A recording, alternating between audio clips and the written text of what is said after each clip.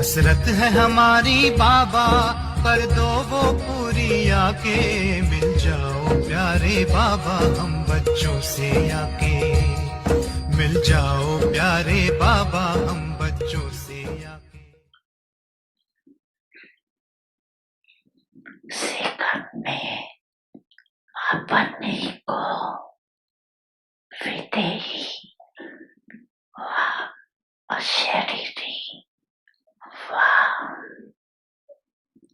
आत्म अवमानी हलचल में अचल बना सकते हो। टाइम लगेगा, क्या होगा, अभी ट्रायल करो। एक सेकंड में मन बुद्धि को जहाँ जाओ वहाँ स्थित कर सकते हो। इसको कहा जाता है साधना।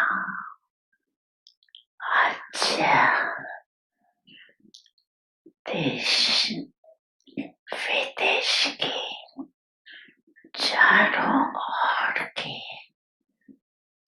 भाव के लव में लवलीन आत्मा को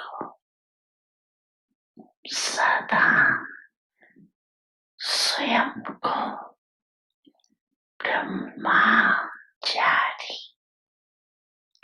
स्थिति में स्थित करने वाले सनई सहयोगी बच्चों को सदा एक नामी और एकानामी को कार्य में लगाने वाले हिम्मतवान बच्चों को सदा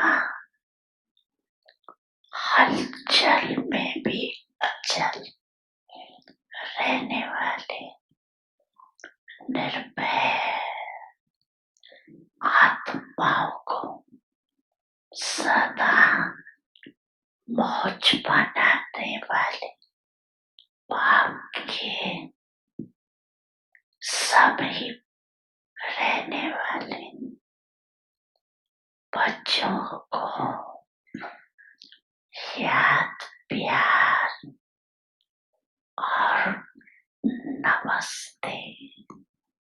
बच्चों के कार्ड सबको मिले, बाप दादा देख रही, सभी ने जन्मदिन के कार्ड और फॉरेन वालों ने प्यार के दिवस का कार्ड भेजे।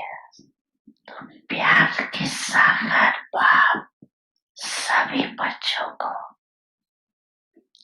शिवरात्रि के साथ साथ प्यार के लवलीन दिवस की भी मुबारक दे रहे। मुबारक हो, मुबारक हो, मुबारक। बड़ी मन भावनी मुरली प्रेम से प्राणों को सींचे। रसीली तान की ये डोर आपकी ओर ही खींचे, आपकी ओर ही खींचे। रूहानी स्नेह का जादू आपकी मीठी बातों में। रूहानी स्नेह का जादू आपकी मीठी बातों में।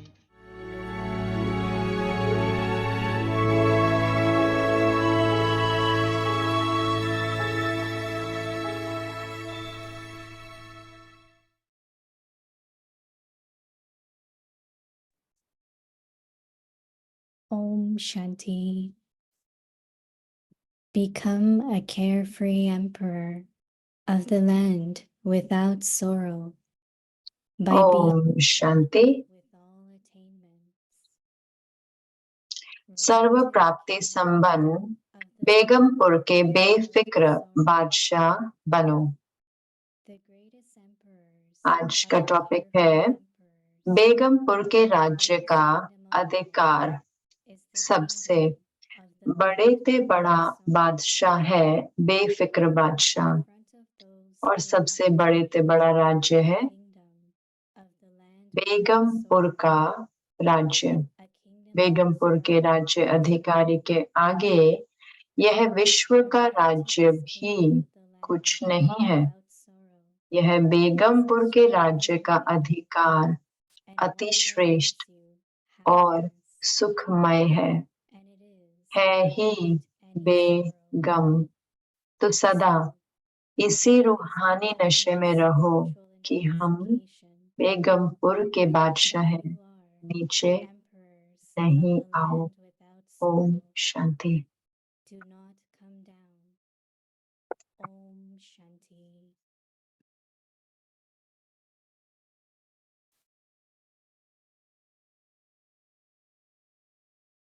Om Shanti. Welcome to Avyakti Om Parivar. शांति। अव्यक्ति परिवार में आपका स्वागत है। तो आज है दिन 16,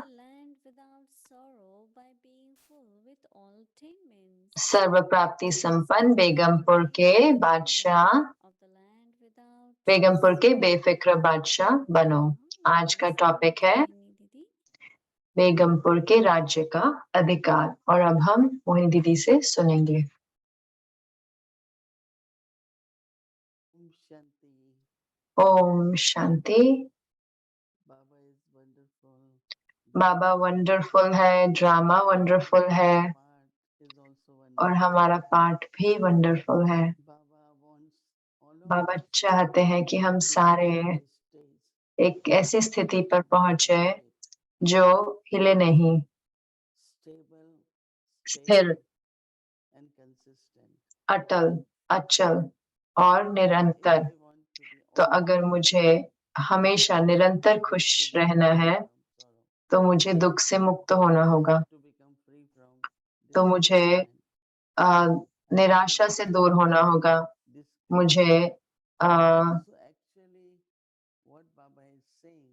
तो वास्तव में हिम्मतहीन बनने से दूर रहना होगा। तो क्या बाबा कहते हैं कि हम मुक्त होएं, उस जो हिलते हैं उससे हम मुक्त हो जाएं। तो हमारी जो स्थिति है वो निरंतर हो। तो जब मेरी ये लक्ष्य होता है कि मुझे अपनी स्थिति को एक रस बनाना है और स्थिर बनाना है और अचल बनाना है, तो उसका अर्थ है कि मुझे पास करना होगा वो सर्व परिस्थितियों द्वारा खुशी खुशी, ताकि कुछ भी दुख ना हो। सिर्फ वही नहीं, लेकिन बाबा ज्यादातर हमें याद दिलाते रहते हैं कि कभी प्रश्न नहीं उठाना कि ये क्यों हुआ, ये ऐसा क्यों है। क्योंकि बाबा कहते हैं कि जैसे आप ये कहते हो क्यों, तो हिंदी में क्यों कहते हैं ना, वाई इंग्लिश में वाई होता है, हिंदी में क्यों। क्यों मतलब क्यों, मैंने इंग्लिश में क्यों होती है कि लाइन। तो जब हम क्यों कहते हैं तो लंबी लाइन लग जाती है संकल्पों की, तो फिर हम हिलते हैं ना। तो मैं सोच रही थी कि बाबा का जो लक्ष्य है हम सबके लिए कि हम बहुत बहुत स्थिर रहें, वरना एक आदत होती है। तो हमारा जो मूड है ना वो भी हिलता रहता है। कभी उमंग आता है और फिर एक दिन होता है कि अब तो मुझे कुछ नहीं करना, मुझे वो नहीं करना। हमें कुछ अच्छा लगता है करना, फिर हमें हिम्मत टूट जाती है, फिर हम कहते हैं कि अब हम ये नहीं करेंगे। तो वो हिम्मत हार देना या निराश हो जाना, वो सब कुछ होता है क्योंकि हम एक रस नहीं है। तो जब बाबा कहते हैं कि मुक्त हो जाओ दुख के राज्य से, तो जो कोई भी परिस्थिति है, लेकिन हमें बहुत बहुत स्थिर रहना है। तो आप इसको ऐसे ले सकते हैं जैसे कि हम दुख से मुक्त है, कि दूसरे शब्दों में कि खुश रहो। और मुझे लगता है कि बहुत कम अपने हाथ उठाएंगे जब बाबा पूछते हैं हमसे कि क्या हम निरंतर खुश रहते हैं, मुक्त रहते हैं दुख से। कितने आप में से कह सकते हैं जो दुख से मुक्त है?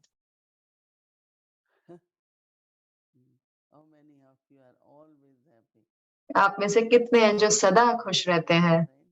तो आसान होगा ना पूछना। तो बाबा कह रहे हैं कि सबसे बड़े ते बड़ा बादशाह है बेफिक्र बादशाह, और सबसे बड़े ते बड़ा राज्य है बेगमपुर का राज्य। बेगमपुर के राज्य अधिकारी के आगे यह विश्व का राज्य भी कुछ नहीं है।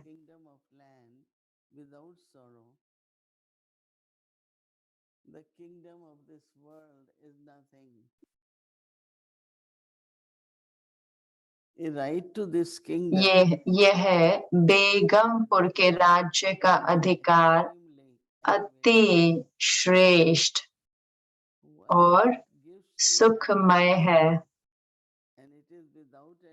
है ही बेगम। तो सदा इसी रूहानी नशे में रहो कि हम बेगमपुर के बादशाह हैं, नीचे नहीं आओ। तो आप एक पॉइंट पे ऐसे पहुंच जाते हैं जब आप दुख से, गम से मुक्त हो जाते हैं। तो ये अभ्यास करेंगे, ठीक है? ओम शांति।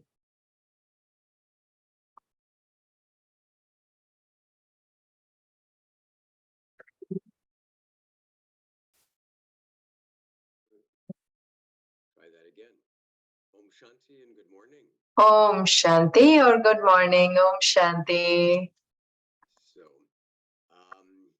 तो हमारे 2 दिन अच्छे निकले न्यूयॉर्क में, जैसे कि स्प्रिंग जो था सब कुछ सुंदर हो गया था यहाँ पे स्प्रिंग सीजन से, जैसे कि जैसे कि बेगमपुर का राज्य बन ही गया था यहाँ पे।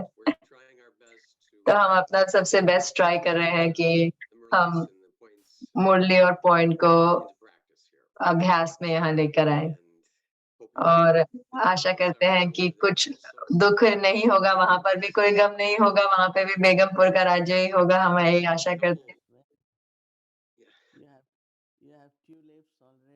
तो आपके ट्यूलिप तो आ गए हैं ना? डैफोडिल्स भी आ गए हैं, क्रोकस भी आ गए हैं, ये फूलों के नाम है। फूल गुलाबों के तो बर्ड्स आ गए हैं, कलियां आ गई हैं, तो हम उस पे अपडेट दे रहे हैं।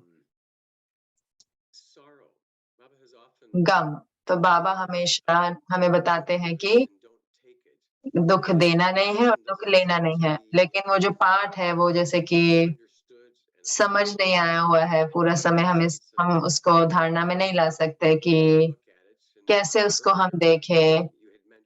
जैसे कि आपने पहले बताया कि हम अपने संस्कारों को देखें और अपनी इच्छाओं को देखें। तो क्या ये सही होगा अगर हम कहें कि अगर हम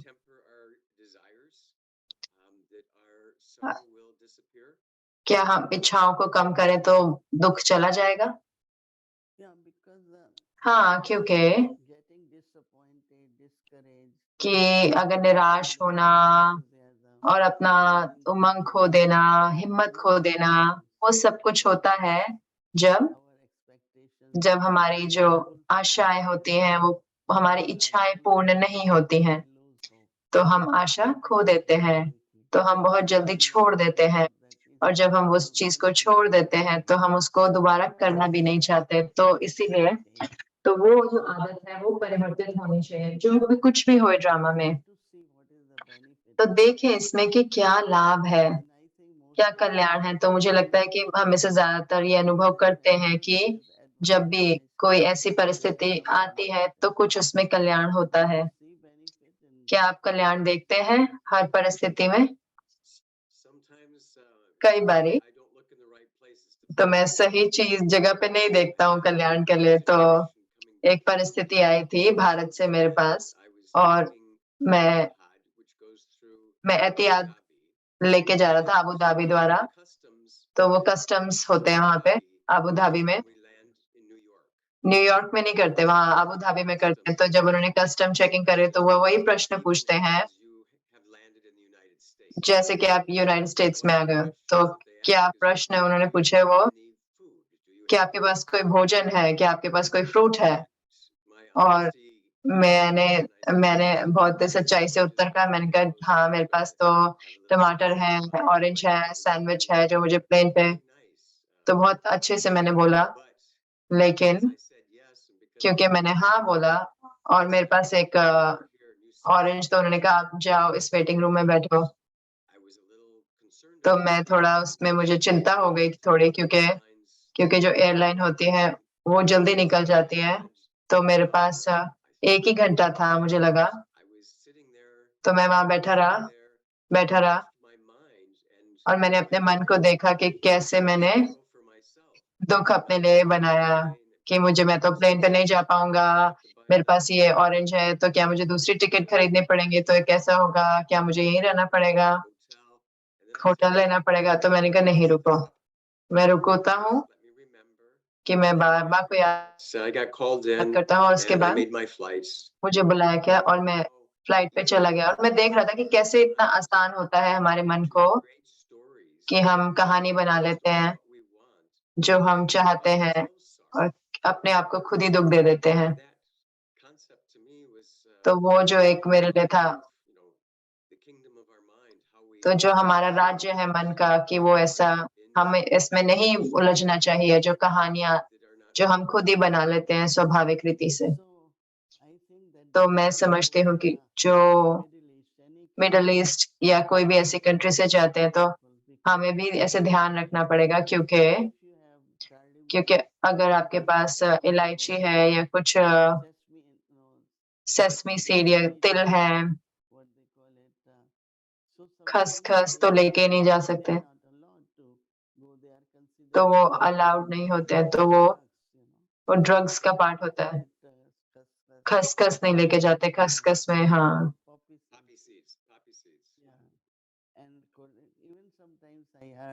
कई बारी मैंने सुना है कि ये जो खुशबू होती है कोई जो खाने की हमारी होती है, तो वो जो बैग लेके जाते हैं, जो उनको देते हैं, जो लेके जाते हैं, उनको ये पक्का करना होगा कि, और जब आप सच्चे रहे तो फिर उससे वो आपको मदद मिलती है ज़रूर से। लेकिन ध्यान भी रखना हो अगले बारी फ्लाइट के लिए। तो मुझे लगता है ये अच्छा पॉइंट है। तो आपके पास फिर कोई परेशानियाँ नहीं, मुश्किल नहीं हुई मेरी। सिर्फ मैं वहाँ बैठा और मैंने वेट करा और देखता रहा और जैसे कि सोचता रहा कि क्या मैं करूँगा अगर मेरा प्लेन मिस हो गया तो। पर एक प्रश्न ऐसे मुझसे पूछा गया जो मुझसे कभी नहीं पूछा गया था, और वो था कि क्या मेरे पास एक सूखा नारियल है? कि आप प्लेन पे नहीं लेके जा सकते, क्योंकि वो कहते हैं कि वो जल जाता है। तो जानना अच्छा है। तो आप वो सूखा नारियल भी नहीं लेके जा सकते। तो हर देश का अपना अलग होता है ना, तो यूएस में तो वो नहीं पूछेंगे, लेकिन ये प्रश्न ना सूखे नारियल के लिए, लेकिन मिडल ईस्ट में पूछेंगे। तो मैं इतना, तो एक जो मैं इसमें थोड़ा स्विच लूँगा कि दोनों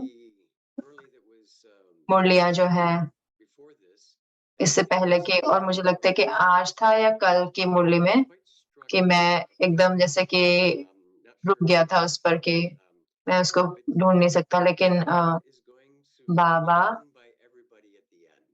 तो अंत में बाबा को सब पहचान लेंगे। और जैसे कि मैं सोच रहा था कि कैसे वो होगा, मुझे नहीं लगता कि वो ईमेल से तो नहीं होगा, कोई सोशल मीडिया से नहीं होगा, कोई कुछ ऐसा कि बाबा जो करेंगे कि वो प्रत्यक्ष होंगे, वो हमको और सबको। कुछ आपने सोचा इस बारे में? और कुछ आइडिया है आपको कि क्या बाबा क्या करेंगे कि वो सबको पहचान हो जाएगी? तो अंत में मुझे लगता है कि सारे जो धर्म के आत्माएँ हैं, वो बिंदी रूप में परमात्मा के पास जाएँगे प्रकाश स्वरूप में। तो वो तुझे बहुत दुःख होगा, बहुत डर होगा, बहुत अहिंसा होगी, तो वो याद करने लगेंगे परमात्मा को एक है। तो वो ये नहीं कहेंगे कि निराकार या शिव बाबा नहीं कहेंगे या बाबा भी नहीं कहेंगे, लेकिन उनकी जो याद है परमात्मा की, परमात्मा एक है, प्रकाश है। मुझे लगता है कि अंत में सारी जो धर्म पिताएँ हैं, वो भी तो वापस जाते हैं कि परमात्मा प्रकाश है। क्योंकि हम जानते हैं कि जब वो नीचे आते हैं, क्या उनका मैसेज होता है, संदेश होता है। तो अगर हम उनके संदेश को देखें कि जब क्राइस्ट और बुद्धा या कोई भी, तो आप देखेंगे कि उनके परमात्मा के साथ व्यवहार में, तो वो बताते हैं परमात्मा एक है और परमात्मा को प्रकाश का स्वरूप बताते हैं कि परमात्मा स्नेह है। तो ऐसे बहुत ऐसे हर जैसे जो हर धर्म में मान्य मानते हैं एक ही चीज़, तो चाहे वो नहीं जानते होंगे बाबा को जैसे हम जानते हैं, पर ये कि प्रकाश है परमात्मा, ये ज़रूर जानेंगे, तो अंत में वो उभर कर आएगा, इमर्ज होगा। तो वही वो वापस आएँगे इसी संदेश के साथ क्योंकि जिसके साथ वो ऊपर जाएँगे, वही संदेश लेके वो फिर वापस भी आएँगी वो आत्माएँ। तो जैसे कि बाबा की पहचान होगी कोई रूप से। तो मैं सोच रहा था उस बारे में कि जैसे जो आपने कहा कि सारी आत्माएँ परम धाम में वो उनको कुछ याद है कि वो समझ है जो उभर कर आती है कि जैसे समय आता है कि कि वो अनुभव होते हैं या उनको वो स्मृति आती है कि इमर्ज हो जाएगा उनके अंदर से, तो वो शिव बाबा को नहीं जानेंगे ऐसे, लेकिन वो जो सार है कि प्रकाश का कि तो वही बाबा बता रहे हैं। जब बाबा ने कहा कि सब कोई मुझे जान लेगा और एक जो विश और जो एक जो है कि दुःख हरता सुख हरता, ये जो बाबा का जो महिमा है, जो वो सोचेंगे इस महिमा के बारे में बहुत अंत में, तो वो जो गुण है परमात्मा के लिए कि वो जो उनके दिव्य कार्य हैं, वो बहुत स्वाभाविक रीति से याद आएँगे। तो मैं वहीं पे सोचती हूँ कि जो पहचान है और वो और याद करेंगे क्योंकि वो हम मुस्लिम धर्म में भी वो परमात्मा को अब्बा कहते हैं। अब्बा को भी जैसे बाबा बोलते हैं, अब्बा को भी बाबा ही होते हैं। तो शब्द तो एक जैसे हैं, तो वो परमात्मा को लेके आएँगे। परमात्मा पिता है, परमात्मा मुझे माफ़ करेगा, परमात्मा में दाता है। तो वो जो विशेषताएँ हैं, जो अनुभव करेंगे वो उस समय पर और संबंधों में परमात्मा वो गाएँगे और वो सबके प्रति एक होगा। तो मुझे लगता है कि ये बहुत एक्साइटिंग होगा।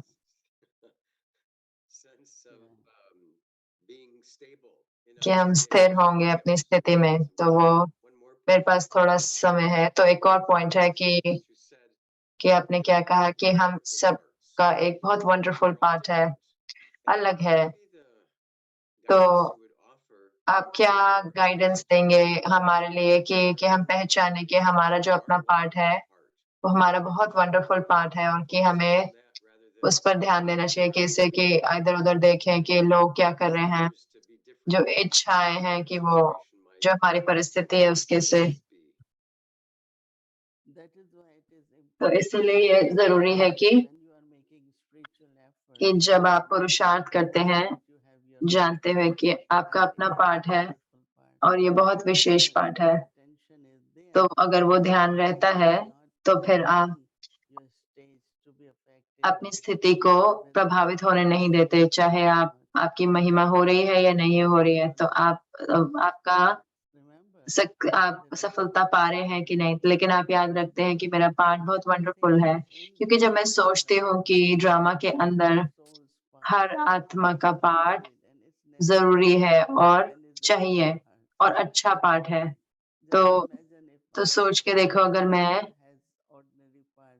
मेरा साधारण पार्ट होगा लेकिन मगर मैं पूरा ड्रामा में नहीं आऊँ, तो फिर कंटिन्यू नहीं होगा ड्रामा। अगर तो उसका अर्थ है कि हर आत्मा जो कुछ भी पार्ट उनका है वो जरूरी है, और इसीलिए हमें सम्मान देना है हर एक को, क्योंकि अगर वो आत्मा, हम ड्रामा देख रहे हैं और वो आत्मा नहीं आए, वो अपना पार्ट नहीं बजाए, तो हम क्या सोचेंगे किसके बारे में। तो मैं हमेशा सोचती हूँ कि हर एक के प्रति स्नेह, हर एक के प्रति सम्मान, हर एक की सराहना, हर कोई आत्मा के रूप में नहीं लेकिन एक्टर के रूप में, कि वो अपना पार्ट बजा रहे हैं। और अगर हमारे अंदर वो स्नेह है, तो जो स्नेह होगा हमारे अंदर, सारी विशेषताएं, चाहे नेक दिली या किसी के साथ सिंपैथी या हर एक को मिलाकर चलना, तो क्योंकि हर एक का अपना पार्ट है बजाने का, तो ये अच्छा पार्ट है, तो ये जरूरी है। ठीक है,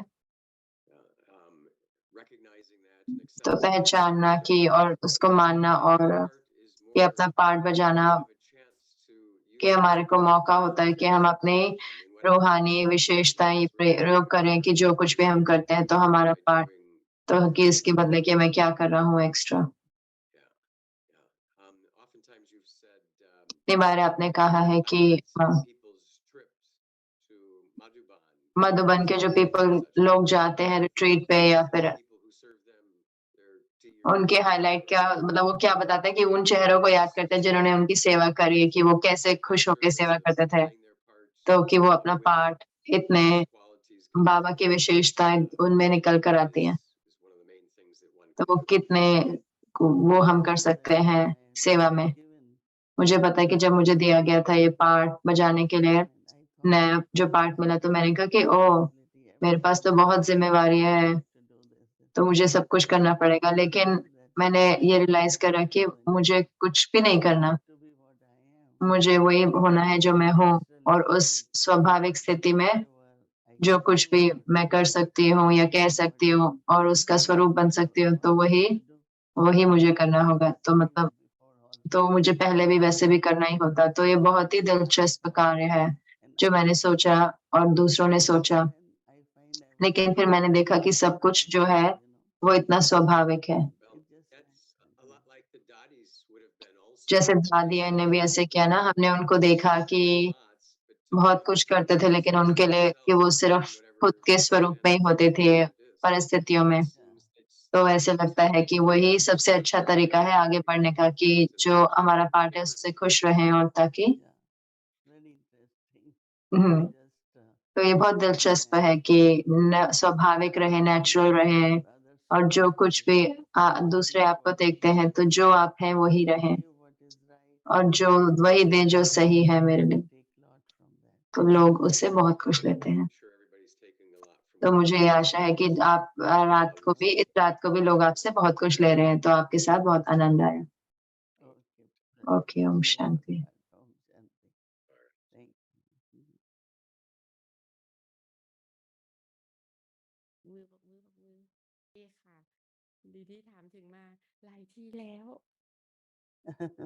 Yeah, we saw you in Madhuban.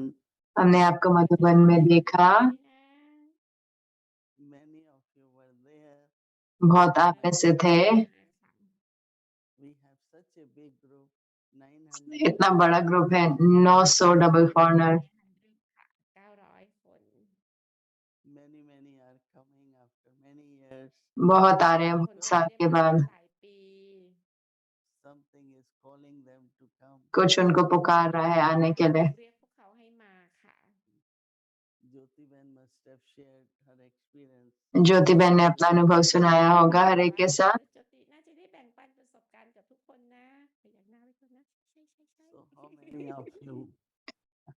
how many of you did go to Madhuban? आप में से कितने मधुबन गए?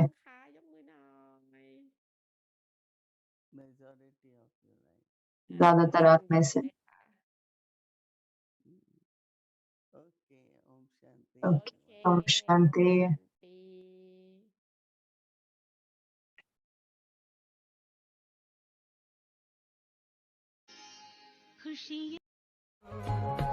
संगम युग का वर्षा यही है, शिव से मिलन मनाना, समय श्वास संकल्प सभी सेवा में लगाना, पवित्रता बरसाए जग में, पवित्रता बरसाए जग में, फरिश्ता झलक तुम्हारी, फरिश्ता झलक तुम्हारी, शिव पिता ने दी है तुमको, शिव पिता ने दी है तुमको, श्रीमत कितनी प्यारी, श्रीमत कितनी प्यारी, मीठे बच्चों प्यारे। प्यारी चीज को भूलना मुश्किल होता है, याद करना मुश्किल नहीं होता है। आप देखेंगे आपके घर में कोई फंक्शन हो रहा है या कुछ ऐसा होता है, कुछ न कुछ रखते ही है, तो आपके बच्चे में से एक बच्चा फॉरेन में है, लेकिन आपके सामने जब ऐसा कुछ होता है तो वो बच्चा आपको याद आता है। वो होता तो बहुत अच्छा होता। क्यों? क्योंकि उस बच्चे से आपका प्यार है। तो प्यार वाली चीज जो है वो याद करनी नहीं पड़ती है, लेकिन आती। तो सबसे प्यारे में प्यारा कौन? बोलो, मेरा बाबा। मेरा बाबा कहने में ही कितनी खुशी हो जाती है।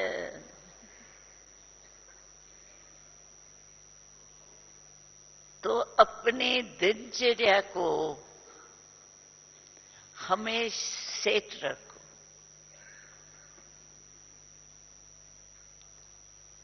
और भले कोई काम भी होता है, कोई इसेंशियल काम हो जाता है, तो वो काम पूरा करके भी अपना नियम शिव बाबा को याद करने का 2 मिनट निकाल। हो सकता है जहां कोई असंभव बात हो गई, वो तो बात कभी कभी होती। तो दिनचर्या जितनी अपनी ठीक रखेंगे ना, और बाबा ने तो काम होमवर्क ऐसे देता है जो मन बिजी रहे। मन फ्री होता है ना तो बातों में जाता है, बिजी होता है तो और बातों की तरफ जाता नहीं। जो बाबा ने लास्ट होमवर्क दिया, हर घंटे में 5 मिनट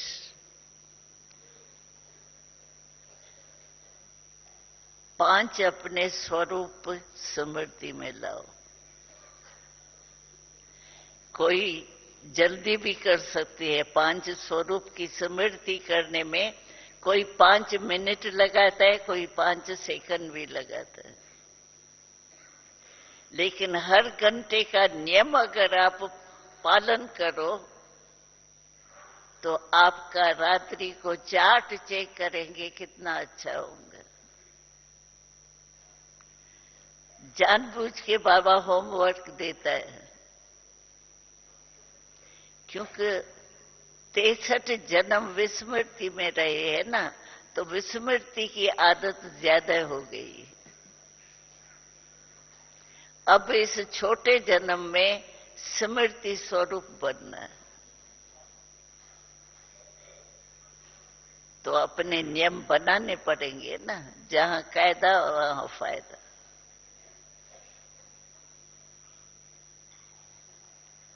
तो ये लाइफ इतनी प्यारी लगेंगी, क्योंकि को बाबा बाबा याद आएगा ना। और बाबा है कौन? कृपालु, दयालु, वरदानी, क्या है बाबा?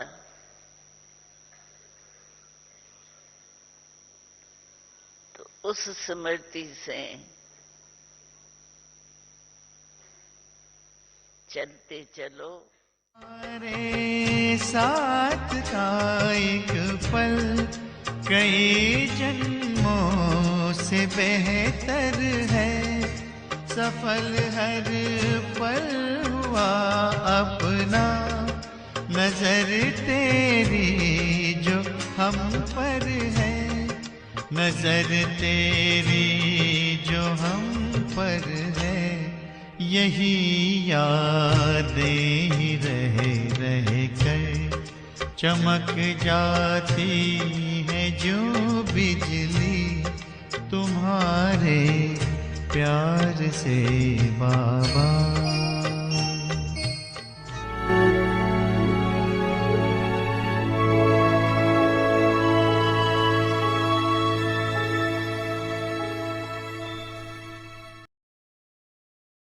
लिया 1969 से पदम गुणा, भाग्य और वरदान।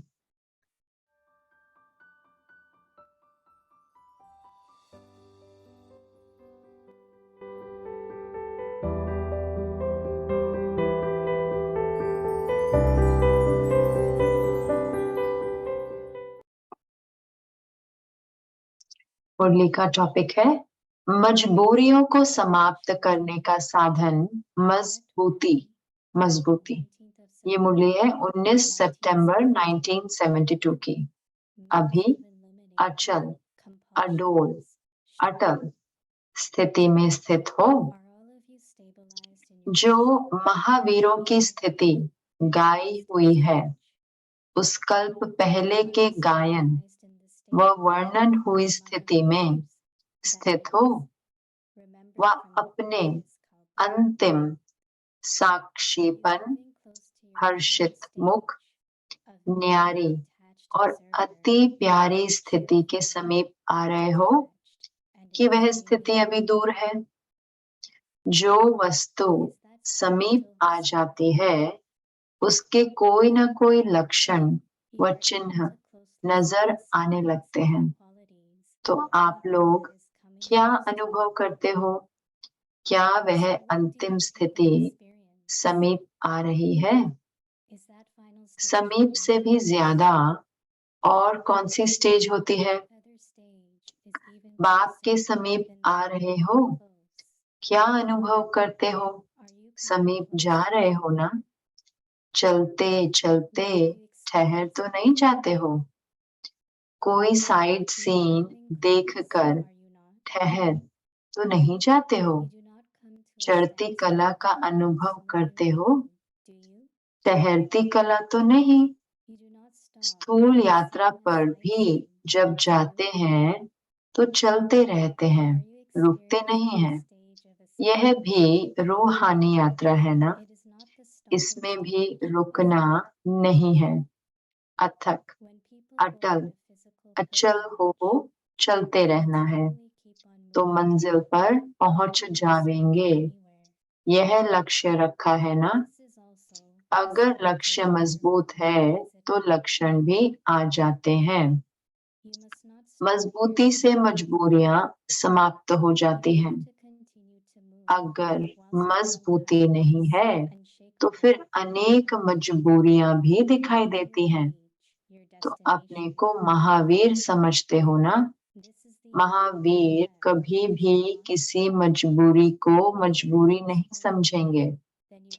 एक सेकंड में मजबूती के आधार से मजबूरी को समाप्त कर देते हैं। ऐसे ही अंगद समान अपने बुद्धि रूपी पांव को एक बाप की याद में स्थित करना है, जो कोई भी हिला न सके। कल्प पहले भी ऐसे ही बने थे ना, याद आता है? जब कल्प पहले ऐसे बने थे तो वही पाठ रिपीट करने में क्या मुश्किल है? अनेक बार किए हुए पाठ को रिपीट करना मुश्किल होता है, तो आप बहुत बहुत पदम भाग्यशाली हो। इतने सारे विश्व के अंदर बाप को जानने और अपना जन्म सिद्ध अधिकार प्राप्त करने वाले कितने थोड़े हैं, अनगिनत नहीं है, गिनती वाले हैं। उन थोड़े जानने वालों में आप हो ना, तो पद्मा पदम भाग्यशाली नहीं हुए। अभी तो दुनिया अज्ञान की नींद में सोई है और आप अनेकों में से थोड़ी सी आत्माएं बाप के वर्षे के अधिकारी बन रहे हो। जब वह सभी जाग जावेंगे, कोशिश करेंगे कि हम भी कुछ कणा दाना ले आवे, लेकिन क्या होगा, ले सकेंगे? जब लेट हो जावेंगे तो क्या ले पावेंगे? उस समय आप सभी आत्माओं को भी अपने श्रेष्ठ भाग्य का प्रत्यक्ष रूप में साक्षात्कार होगा। अभी तो गुप्त है ना, अभी गुप्त में न बाप को जानते हैं, न आप श्रेष्ठ आत्माओं को जानते हैं, साधारण समझते हैं। लेकिन वह समय दूर नहीं जबकि जागेंगे, तड़पेंगे, रोएंगे, पश्चाताप करेंगे, लेकिन फिर भी पा ना सकेंगे। बताओ, उस समय आपको अपने ऊपर कितना नाज होगा कि हम तो पहले से ही पहचान कर अधिकारी बन गए हैं। ऐसी खुशी में रहना चाहिए। ओम शांति। बाकी की मुरली कल पढ़ेंगे। At present, it is incognito. Now, because of it being incognito, they neither know the Father, nor do they know you elevated souls. They consider you to be ordinary, but the time is not far off when they will awaken and cry out in distress.